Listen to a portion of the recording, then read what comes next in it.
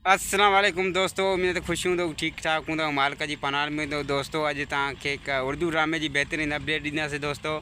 मोहरा ड्रामे जी अपडेट सां गॾु हाज़िर थी चुका आहियूं दोस्तों। पर इन खां पहिरीं असांजे चैनल ते न्यू आयो तो सब्सक्राइब करे हाल ते क्लिक कंदा दोस्तों, जी साथ हलंदो रहे लाट बढ़ंदी रहे दोस्तों। तो बिना देर वञो तो पंहिंजी अपडेट जे तरफ़ तव्हांखे इंतज़ारु कोन था करायूं दोस्तों।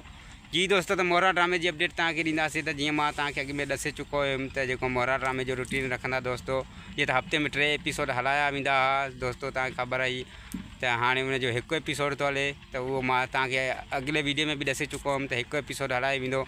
इन जो रीज़न इहो आहे त ड्रामे में हाणे बेहदि मज़ो थी चुको आहे दोस्तों, ऐं माण्हुनि जो जेको सस्पेंस जेको उहो वधाइण था चाहिनि। इन जे करे माना ड्रामे खे जेको आहे हफ़्ते में हिकु चक्कर हलाए थो वञे। बाक़ी बक़ाया 2 ॾींहं जेको आहे त ख़ुदा और मोहब्बत ड्रामो हलाए थो वञे दोस्तों।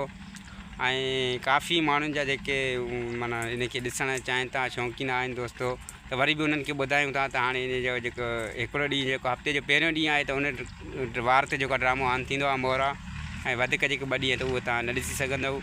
इन जो सबबु इहो आहे चैनल वारनि जो माना थ्रू त इन ड्रामे खे बेहदि पसंदि कयो थो वञे, ऐं इन जा एपिसोड मुंहिंजे ख़्याल में बाक़ी घटि बचा हूंदा, त इन हिसाब सां हिनखे हाणे माना सस्पेंस में रखियो वियो आहे। ऐं हिन जो जेको आहे त मेगा एपिसोड हलाए थो वञे सिर्फ़ु ऐं सिर्फ़ु हफ़्ते में हिकु चक्कर दोस्तों।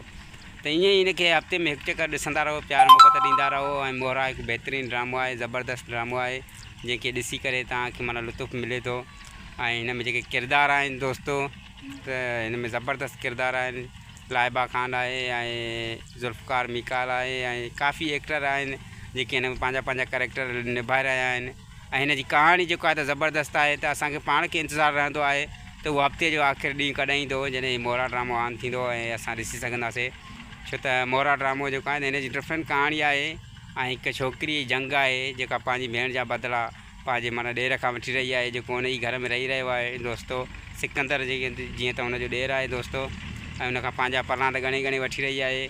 त सस्पेंस रखियो वियो आहे इन में, जीअं माण्हू इंतज़ारु कनि ऐं हिन किस्त खे ॾिसण लाइ काफ़ी इंतज़ारु थिए। ऐं जीअं त हिन जी माना म्यूज़िक बि घणी थींदी दोस्तों, जीअं माण्हू इंतज़ारु कंदो आहे उन शइ खे वरी माना घणो चाहियो वेंदो आहे, ॾिठो वेंदो आहे। जेका सस्पेंस में शइ हूंदी आहे त उहा घणी हलंदी आहे दोस्तों। त इहा ई असांजी अपडेट। हाणे जेको मोहरा ड्रामो आहे तव्हांखे हफ़्ते में हिकु चक्कर ई मिलंदो दोस्तों। सिंध सलामत साथ सलामत सदाईं गॾु जिते हुजो, ख़ुशि हुजो, आबाद हुजो। ऐं सिंधी भाइरनि खे जेके बि मोहरा ड्रामो ॾिसंदड़ आहिनि उन्हनि खे इहा वरी बि अपडेट त इहो हफ़्ते में हिकु चक्कर हलंदो दोस्तों। ऐं ॾिसंदा रहो, प्यार मोहब्बत ॾींदा रहो ड्रामे खे। ख़ुदा हाफ़िज़।